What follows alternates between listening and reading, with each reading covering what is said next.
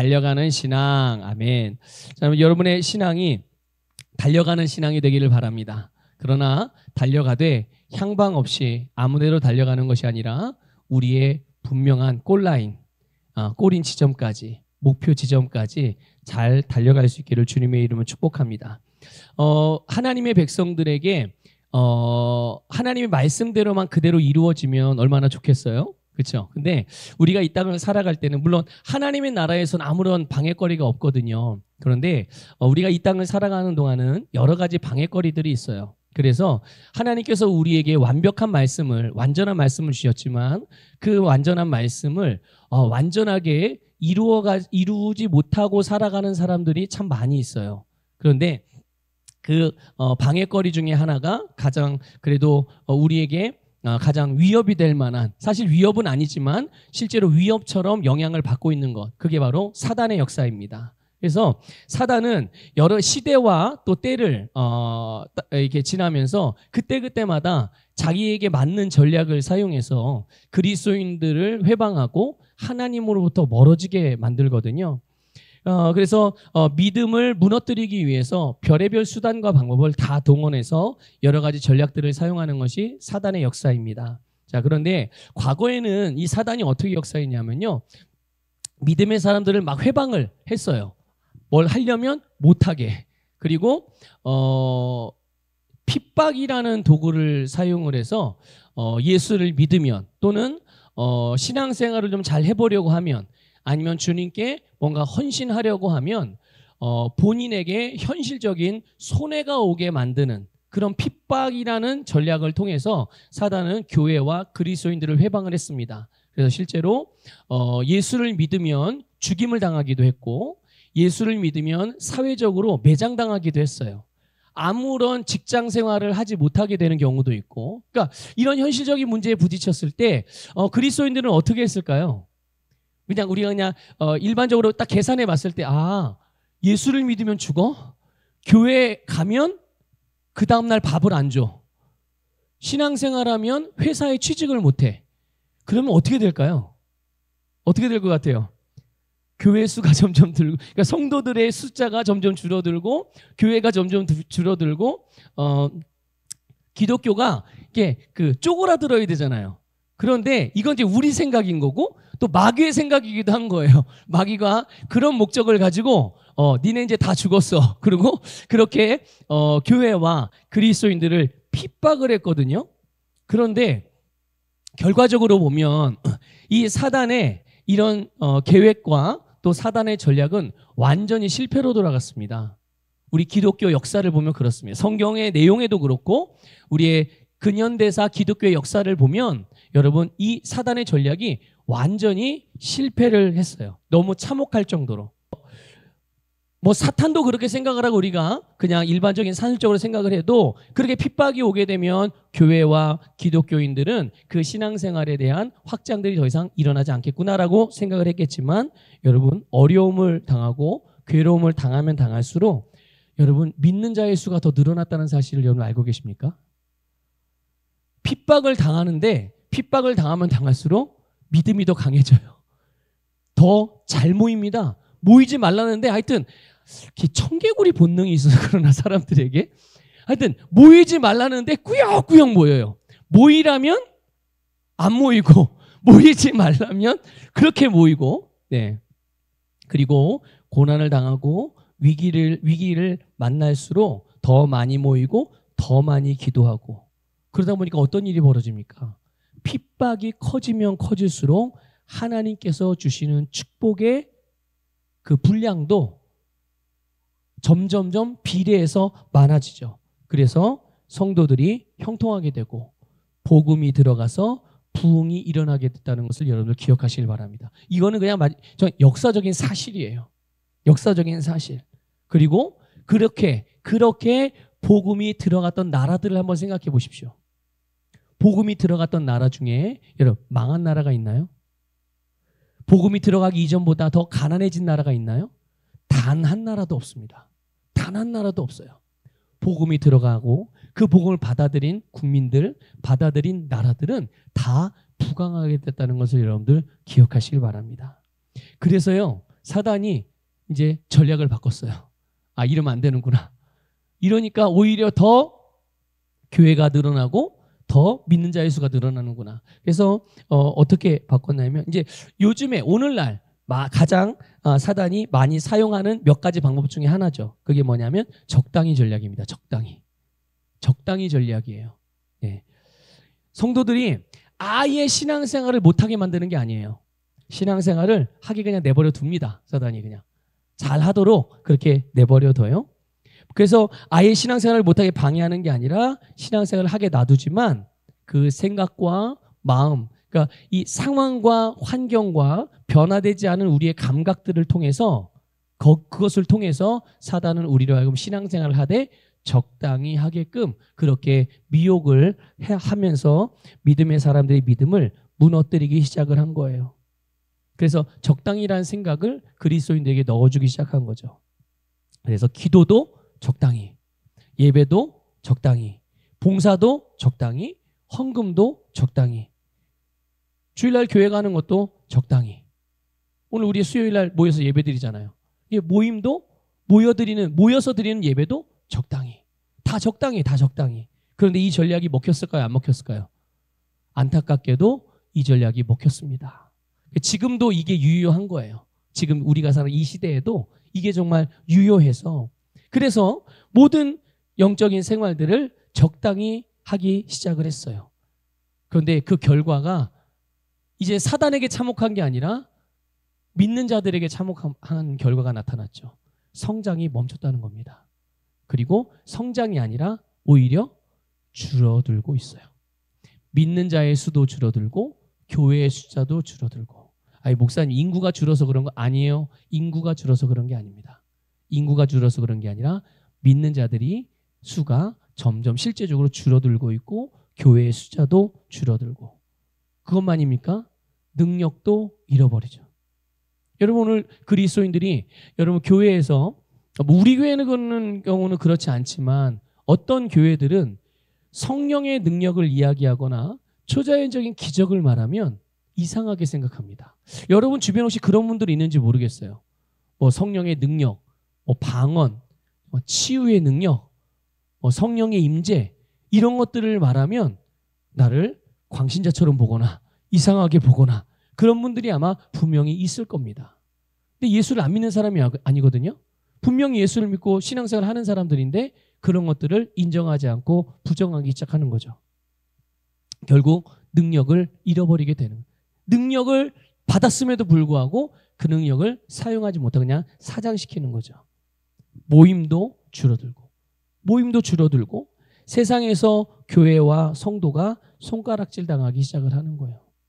이게 다 어디로부터 온 것일까요? 뭐 여러 가지 이유가 있겠지만 여러분 사단의 이 적당히 전략에 교회와 성도들이 계속 유혹을 받고 미혹을 받고 여기에 걸려 넘어지는 거죠. 그래서 여러분 이 적당히 바이러스에 감염이 되기 시작하면 그 순간부터 안주하고 싶어집니다. 그리고 뭐 이 정도면 된 거 아니야? 이렇게 생각하기 시작하는 거예요. 여러분 그리스도인은 어떤 사람입니까? 그리스도인을 여러 가지로 표현할 수 있겠는데 그리스도인들의 특징 아주 중요한 특징 중에 하나는 그리스도인들은 언제나 최선을 선택한다는 것입니다. 믿습니까? 언제나 최고. 만약에 1번이 있고 2번이 있고 3번이 있어요. 좋은 게 있고 조금 더 좋은 게 있고 가장 좋은 게 있어요. 그러면 그리스도인들은 무엇을 선택할까요? 가장 좋은 거를 선택하는 것이 그리스도인들이에요. 그런데 이 선택을 하는데 그냥 1번, 2번, 3번 좋은 거, 더 좋은 거, 가장 좋은 거 줄 테니까 뭘 선택할래요? 이렇게 하면 누구나 다 가장 좋은 거 선택한다고 말하죠. 그런데 가장 좋은 것을 선택하는 데 있어서는 그만큼의 우리의 어떤 연단이라고 할까요? 이런 중간에 거쳐야 되는 과정들이 여러 가지가 있는 거예요. 그러니까 사람들은 누구나 가장 좋은 걸 선택하는 게 쉬우면 그냥 다 그걸로 선택을 하죠. 조금 더 어려운 부분이 있는 거예요. 하지만 확실하게 우리에게 복이 되어지는 것이 보장이 된 거죠. 근데 그것을 얻고 취하고 내 삶에 나타내는 게 조금 더 시간이 걸릴 수도 있고 조금 더 기다려야 될 수도 있고 내가 뭔가 대가를 지불해야 되는 부분들도 있을 수 있어요. 그러다 보니까 그냥 쉽게 얻을 수 있는 게 뭘까? 그냥 좋은 거. 그냥 좋은 거가 쉬우니까. 선택하기 쉬우니까요. 내가 할 게 별로 없어요. 그냥 좋은 거. 뭐가 가장 좋은지를 알지만 내가 치르는 대가를 내가 수고스럽다고, 그걸 내가 힘들다고 여겨서 그것들을 내가 대가를 지불하지 않고 그냥 가만히 있으면서 선택할 수 있는 것들을 선택하고 살아갈. 이게 뭐예요? 이게 적당이에요. 이게 적당인 거예요. 그런데 여러분, 그리스도인들은 기본적으로 그리스도인들이 가진 생명은 적당히의 생명이 아닙니다. 항상 가장 좋은 것을 보는 것이 그리스도인들이에요. 그리고 그 가장 좋은 것을 알아보는 것도 그리스도인들입니다. 알아봤으면 어떻게 해야 돼요? 아니, 당연히 취하고 선택을 해야죠. 알아봤는데 왜 그걸 안 취합니까? 그런데 이 적당히 바이러스에 감염이 되기 시작하면 분명히 아는데 그걸 선택을 안 해요. 여러분, 우리 서북교회 모든 성도님들은 뭘 선택하든지 그것을 선택하기에 있어서 시간이 좀 필요하든 아니면 어떤 대가를 치러야 되는 부분들이 있든 여러분 항상 가장 좋은 것을 선택하는 성도 되시기를 주님의 이름으로 축복합니다. 그런데 이렇게 적당히라는 사단의 전략에 걸려들고 그것을 붙드는 이들에게 가장 치명적인 그런 결과가 있다면 그거는 바로 목표를 상실한다는 것입니다. 목표를 상실하는 거예요. 하나님은 우리에게 최고의 부르심을 향한 목표를 갖고 계시고 목적을 가지고 계시거든요. 우리를 하여금 그것을 보게 하셨고 그거를 보고 마음에 품게 하셨고 그 품은 것들을 가지고 계속 전진하고 달려가게 하셨단 말이죠. 그렇게 우리를 인도하신다는 말이죠. 그런데 이 적당히라는 바이러스에 감염되기 시작하고 마귀에게 내 마음을 내어주고 마귀가 가져다는 생각과 마음을 붙들기 시작하면 이제 이 목표가 없어지는 거예요. 아까 말씀드렸죠. 좋은 거, 더 좋은 거, 가장 좋은 거. 그런데 이것들 가운데 당연히 가장 좋은 것을 선택할 때 나를 향한 최고의 부르심으로 매일매일 전진하게 되는데 그냥 좋은 것을 선택하게 되는 거예요. 목표를 이룰 수 있을까요? 없을까요? 목적지까지 갈 수 있을까요? 없을까요? 못 갑니다. 못 가요. 이게 누구의 뜻이에요? 하나님의 뜻일까요? 아니요. 마귀의 뜻이거든요. 마귀의 뜻. 그래서 그냥 이대로도 별 문제가 없다고 생각한다는 거죠. 근데 제가 예전에는 이게 그 바른 질문인가 아닌가 이거 생각 없이 그런 생각을 해본 적이 있어요. 만약에 내가 그리스도인들이 주일날 교회를 안 가. 교회를 안 가면 그날 다리가 하나가 딱 부러져. 그 다음 주에 수요일날 교회를 안 가. 그랬더니 이번 손가락이 하나 잘라져. 그런다면 여러분 교회 나가시겠어요? 안 나가시겠어요? 말씀에 불순종할 때마다 뭔가 내 몸에 이상이 생겨. 예? 그러면 어떻게 될까요? 여러분 가겠어요? 안 가겠어요? 가죠. 근데 가긴 가는데 어떤 마음으로 가겠어요? 두렵고 무서운 마음. 오늘은 내 사지 중에 어디가 잘려나갈지 모르니까 그거 안 잘려나가려고. 근데 이거는 사실 불가능한 일을 예측하는 겁니다. 이런 의문은 쓸데없는 의문인 거예요. 쓸데없는, 이루어질 수 없는. 왜냐? 하나님은 그런 분이 아니니까. 그렇죠? 근데 옛날엔 이게 그런 생각을 한번 해본 거죠. 율법적인 그런 제가 그 율법적인 사고방식에서 빠져나오지 못했을 때. 그런데 하나님은 그런 분이 아니기 때문에 그렇게 역사하지 않거든요. 하나님은요. 그런데 여러분 보세요. 하나님께서 우리를 인도하시는 최고의 부르심까지의 그 인도함 가운데 우리에게 선택할 수 있는 것을, 가장 좋은 것을 분명히 하나님은 보여주시는데 우리가 그것을 보고 알아차렸다면 여러분 그것을 선택하는 저와 여러분이 되기를 주님의 이름으로 축복합니다. 그것을 선택하지 않고 살아가는 삶을 여러분 그것을 안타까워할 줄 아셔야 돼요. 그래서 뭐 이 정도면 됐지 이게 아니란 말이죠. 여러분 참된 신앙에는 절대로 적당히는 없습니다. 이걸 꼭 믿으시길 바라요. 여러분 성경 어디에도 이대로 조사오니 아무 데도 없어요. 이대로 조사오니를 칭찬하거나 이대로 조사오니를 지향하는 그런 내용도 그런 말씀도 없다는 것을 여러분들 반드시 기억하세요. 여러분, 사도 바울이 오늘 본문에서 자기가 주님과 동행하면서 자기에게 주어진 삶이 승리의 삶이 되기 위해, 최고의 삶이 되기 위해서 취하는 태도가 있었어요. 그게 뭐냐면 오늘 본문 13절 말씀이에요. 13절에 나와 있는데요. 오직 한 일, 오직 한 일이라고 되어져 있어요. 이게 뭐냐면 바울이 하는 오직 한 가지 일이라는 뜻이에요. 바울이 하는 오직 한 가지 일. 그게 뭐냐? 바로 표대를 향하여 계속 달려가는 거예요. 여러분 가만히 생각해 보세요. 사도 바울이 얼마나 바쁘게 살았어요? 사도 바울은 여러분 그냥 사역만 한 게 아닙니다. 직장 생활도 했어요. 그러니까 뭐 직장이라기보다는 사업을 했죠. 사업. 그래서 사도 바울에게는 복음을 전하는 일뿐만 아니라 자기의 그 기술을 가지고 사업을 운영을 했어요. 그래서 사업을 운영을 해서 얻은 수익을 가지고 복음을 증거해줘요. 마치 오늘날로 표현하면 자비량 선교사인 것처럼. 근데 자비량으로만 한 건 아니에요. 왜냐하면 여러 교회들 가운데서 후원도 받았거든요. 선교원을 받아서 그것이 필요한 곳으로 또 이렇게 흘려보내고. 근데 어쨌든 사도 바울이 자기의 기술을 가지고 일을 하면서도 그렇게 사역을 했어요. 여러분 얼마나 많은 교회들을 세우고 다니면서 일을 했나요? 또 얼마나 많은 성도들을 양육을 했습니까? 또 얼마나 많은 병자들을 치유하고 얼마나 많은 귀신 들린 자들을 고치고 귀신을 쫓아내고. 사도 바울은요 정말 눈꽃을 새 없이 바쁘게 그렇게 이런저런 모양의 사역들을 감당하면서 얼마나 바쁘게 지냈는지 몰라요. 그런데 사도 바울의 고백은 뭐라고 말해요? 오직 한 일만 했다는 거죠.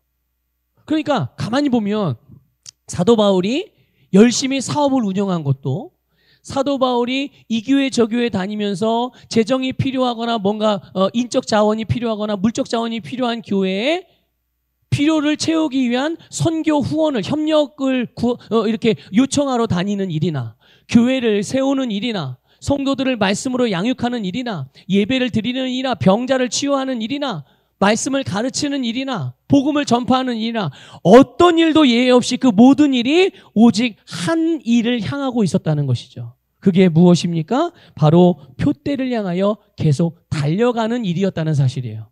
그러니까 이 사도 바울의 이 심령 속에는 지금 자기가 무엇을 하든 그 일이 결국은 자기를 향한 하나님의 뜻, 그 완전하신 계획을 계속 바라보고 그것을 위해서 달려가고 있었다는 것을 사도 바울은 계속 인식하면서 사역을 했다는 거예요. 여러분, 사도 바울은 다메섹 도상에서 주님을 만났어요. 그리고 죽은 행실에서 회개해서 하나님의 자녀가 되었습니다. 부활하신 주님을 만나고, 그리고 복음을 전하면서 주님을 위해서 충성되게 사명을 감당했어요. 지금 오늘 빌립보서를 기록한, 이 본문을 기록한 당시는 이 사도 바울이 감옥에 갇혀 있었던 상황이에요.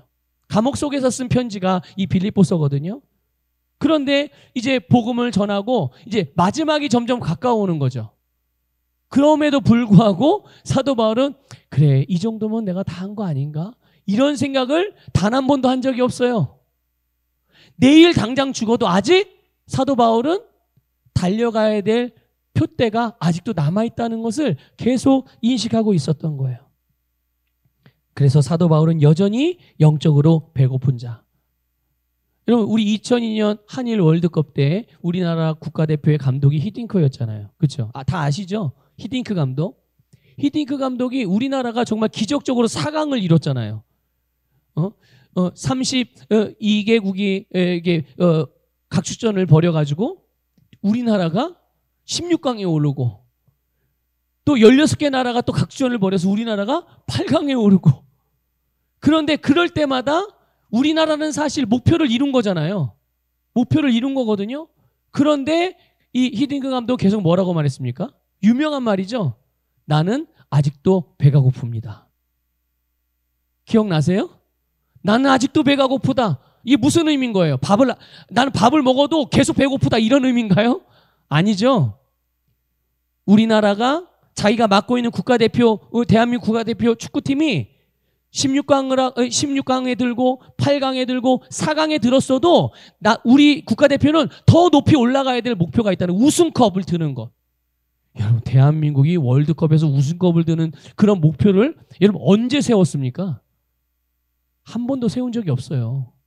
대한민국의 목표는 언제나 16강이었어요. 최고가. 그런데 히딩크 감독이 나는 아직도 배고프다 이런 말을 외치면서 한 단계 올라가니까 이제는 대한민국이 우승컵까지도 바라보고 그것을 목표로 삼는 이 수준까지 왔단 말이에요.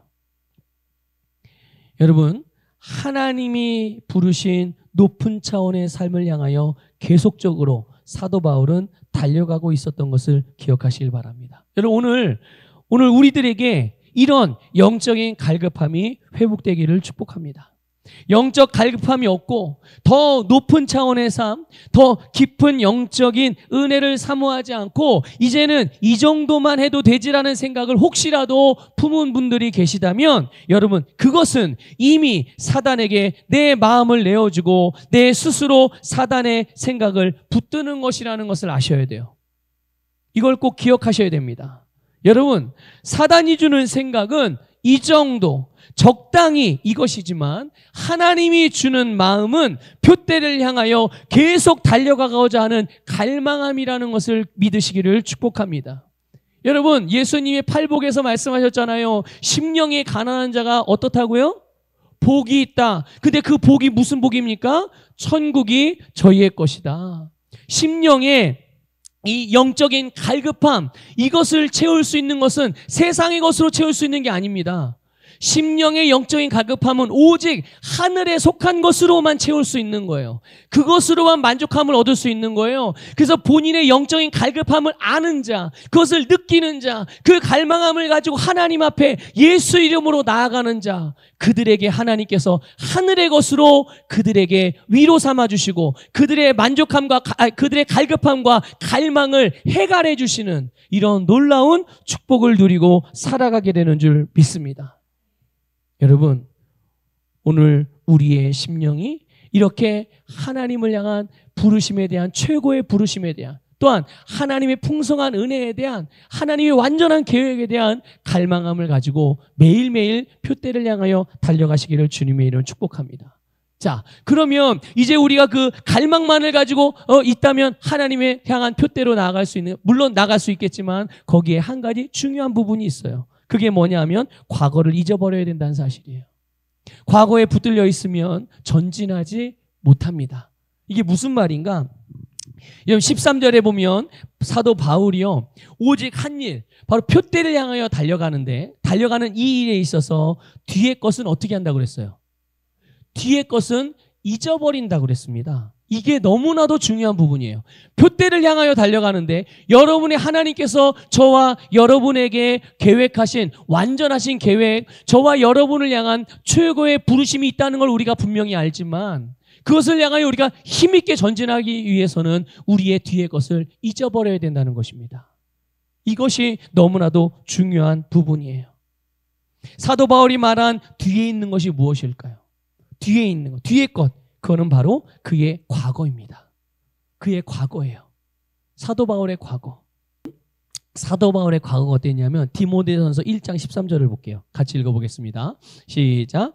내가 전에는 비방자요, 박해자요, 폭행자였으나 도리어 긍휼을 입은 것은 내가 믿지 아니할 때에 알지 못하고 행하였음이라. 아멘. 전에는 이 사도 바울이 어떤 사람이었어요? 비방자, 박해자, 폭행자. 누구를 비방하고 누구를 박해하고 누구를 폭행했다는 거예요? 예수님을. 그리고 예수님을 믿는 그리스도인들을, 교회를 그렇게 했다는 거예요. 여러분, 부끄러운 일이에요? 안 부끄러운 일이에요? 참 부끄러운 일이죠. 이거는 진짜 고개를 빳빳이 들고 살 수 없는 그런 일들인 거죠. 본인의 죄를 알았다면, 뭐 몰랐다면이야 뭐 상관없고 뭐 그렇지 않겠지만 그걸 본인이 알았다면 절대로 고개를 들 수 없는 일이죠. 그리고 사도 바울은요, 스데반 집사가 순교할 때 스데반 집사를 죽이는 일에 여러분 찬성했던 사람이에요. 그리고 스데반 집사의 옷이 누구 앞에 놓여져 있었을까요? 바로 사도 바울 앞에 놓여져 있었던, 그의 옷을 맞고 있었어요. 죽기까지, 죽을 때까지. 바울이 다메섹 도상에서 예수님을 만났잖아요. 그런데 왜 다메섹 도상에서 예수를 만났을까요? 뭐 하다가? 다메섹도에서 뭐 산책하다가요? 아니요. 사도 바울은 다메섹 도상을 지날 때 그 목적지가 있었어요. 그리고 목표하는 일이 있었죠. 그리스도인들을 찾아서, 교회를 찾아서 가던 길이었어요. 왜요? 걸리기만 해라. 그런 거죠. 나한테 걸리면 니넨 다 죽었어. 그리스도인들을 잡아다가 가두기 위해서, 그러기 위해서 지나가던 길이 다메섹이라는 그 길목이었어요. 근데 거기서 예수님을 만난 거죠. 그때 하나님의 은혜가, 주님의 구원의 은혜가 사도 바울에게 임했던 것입니다. 자, 이랬던 사도 바울이에요. 본인이 그거 알아요, 몰라요? 본인이 알죠. 누구보다도 본인이 어떤 사람이었다는 것을 더 분명히 잘 알고 있어요. 만일 바울이요, 자기가 지난 이 과거에 했던 일들, 그리스도인들을 핍박하고 죽이는 일에 앞장서고, 그리고 교회를 무너뜨리고, 이런 일들을 계속 기억하고 그것으로 인해 계속 자책하고 죄책감을 갖고 있었다면 사도 바울의 신앙생활이 어땠을까요? 아마 여러분 신앙생활 자체가 아마 끔찍한 일이 됐을 것입니다. 차라리 몰랐다는 게 낫죠. 차라리 몰랐던 게 나은 거예요. 차라리 예수를 안 믿었던 게 나은 거예요. 이렇게 된다면. 네? 주님을 위한 사역은커녕 본인 개인의 신앙을 지키는 것에 있어서도 굉장히 어려운 삶을 살았을 겁니다. 사도 바울만 그랬을까요? 아니요. 모든 그리스도인들이 마찬가지입니다. 모든 그리스도인. 우리가 적당한 삶이 아니라 승리의 삶, 지금의 자리에 안주하는 신앙이 아닌 여러분 표대를 향하여 달려가는 신앙인이 되기 위해서는 여러분 반드시 이 부분을 잊어버려야 되는 거예요. 우리의 옛 과거, 내가 예전에 받았던 상처, 내가 예전에 받았던 어떤 환경적으로든 뭐 가정적으로든 뭐 사회적으로든 뭐 가문적으로든 받았던 어떤 어려운 경험들, 당했던 어려운 경험들, 억울한 일들, 또 과거에 내가 저질렀던 잘못이나 실수나 범한 죄들, 여러분, 여러분의 과거를 잊어버리시기를 주님의 이름으로 축복합니다. 여러분, 지난날의 과거를 계속 기억하고 있으면 그런 성도는 절대로 그들에게 남은 삶에서 주님이 주신 승리와 자유와 기쁨을 누릴 수가 없는 거예요. 여러분, 영적인 관점으로 보면 거듭난 그리스도인들은 과거가 없다는 것을 아셔야 돼요. 여러분, 이것이 정말 여러분의 심령에 확실하게 장착되지기를 주님의 이름으로 축복합니다. 그래서 다시 기억할래야 기억할 수 없는, 왜 그럴까요? 과거가 없으니까. 과거가 없으니까. 왜 없죠? 무슨 의미로 말씀드리는지 아시죠? 우리 성도님들은 우리에게 과거가 없다. 왜요? 옛사람은 십자가에서 죽었어요. 그래서 우리는 새로운 사람으로 태어난 거죠. 새로운 피조물로 태어났어요. 마귀의 자식이었던, 죄의 본성을 가졌던 우리 옛사람은 이미 예수님이 십자가에 달려 돌아가실 때 나는 그 주님과 함께 죽은 거죠. 그리고 그분의 부활하심으로 오늘 우리는 새로운 피조물로 거듭나서 우리는 주님과 같은 생명으로 오늘 주님과 같이 살아가는 새로운 삶을 살아가는 새로운 존재들이라는 것을 믿으시길 바랍니다. 여러분, 이사야 43장 25절 말씀을 읽어볼게요. 같이 읽습니다. 시작. 나는 나를 위하여 내 허물을 도말하는 자니 내 죄를 기억하지 아니하니라. 아멘. 누가 하신 말씀이에요? 하나님이 하신 말씀입니다. 하나님이 우리의 과거의 죄, 우리의 실수를 기억하신대요? 기억하지 않는데요? 기억하지 않으신대요. 왜요?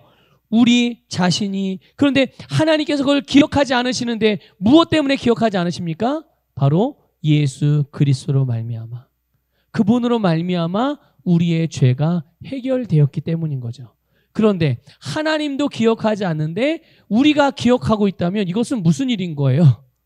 하나님도 기억하지 않는데 하나님이 우리의 과거를 다 뒤져봐. 근데 아무것도 없네. 근데 우리는 우리의 과거를 샅샅이 뒤져서 잊지도 않은 것들을 막 끄집어내. 마치 자기 거인 것처럼. 여러분의 옛사람에게 속한 과거가 여러분의 것입니까? 생각해 보세요. 그리고 분명히 확실히 아셔야 돼요. 그게 지금의 여러분의 겁니까? 아니에요. 아니에요. 하나님이 찾아도 없다니까요, 그거는.